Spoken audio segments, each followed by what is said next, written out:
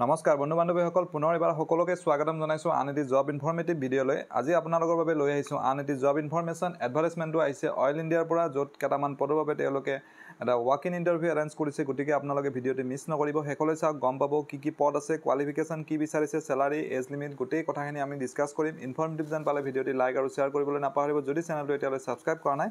তেনেহ'লে সকলো ধৰণৰ চাকৰি বা চেনেলটো আজি ছাবস্ক্ৰাইব কৰি থ'ব ৰিচেণ্টলি ওলোৱা বহুকেইটা জবৰ ভিডিঅ' মই আপলোড কৰি থৈছোঁ আপোনালোকে এবাৰ ভিজিট কৰি চাব পাৰে চেনেলটো এতিয়া আমি ডিটেইল এডভাৰটাইজমেণ্টটো চাই লৈছোঁ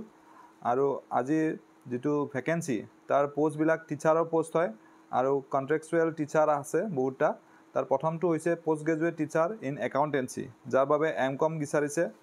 আৰু মেজৰ লাগিব একাউণ্টেন্সি বা ফাইনেন্স এণ্ড একাউণ্টছত ইন গ্ৰেজুৱেশ্যন আৰু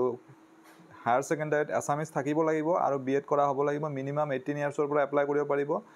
40 ইয়াৰ্ছলৈকে আৰু স্যালাৰি হিচাপে ইয়াতে 19500 দিব ফিক্স পে আৰু 750 रुपीस এটা ডেইলি এলাউন্স থাকিব আজি দ্বিতীয়টো পোষ্ট হৈছে পিজিটি ইংলিশ অৰ্থাৎ পোষ্ট গ্ৰেজুৱেট টিচাৰ ইংলিশৰ আৰু ইয়াৰ বাবে মাষ্টাৰ ডিগ্ৰী লাগিব ইন ইংলিশত আৰু গ্ৰেজুৱেশ্যনত মেজৰ থাকিব লাগিব ইংলিশত আৰু বিএড থাকিব লাগিব এজ লিমিটটো সেম হয় স্যালাৰিও সেম হয় 19500 প্লাস 750 ডেইলি এলাউন্স তৃতীয় পোষ্টটো হৈছে গ্ৰেজুৱেট টিচাৰ আৰ্টছৰ যাৰ বাবে ব্যাচেলাৰ্ছ ডিগ্ৰী ইন মেজৰ জিওগ্ৰাফি হ'ব লাগিব আৰু হিষ্ট্ৰী বা ইকনমিক্স থাকিব লাগিব লগতে অসমীয়াটো থাকিব লাগিব হায়াৰ সেকেন্ডাৰীত বিএড কৰা হ'ব লাগিব এজ লিমিট সেম আৰু স্যালাৰিটো ইয়াত অলপ কম 16640 रुपीस ফিক্স থাকিব আৰু 640 रुपीस এটা ডেইলি এলাউন্স থাকিব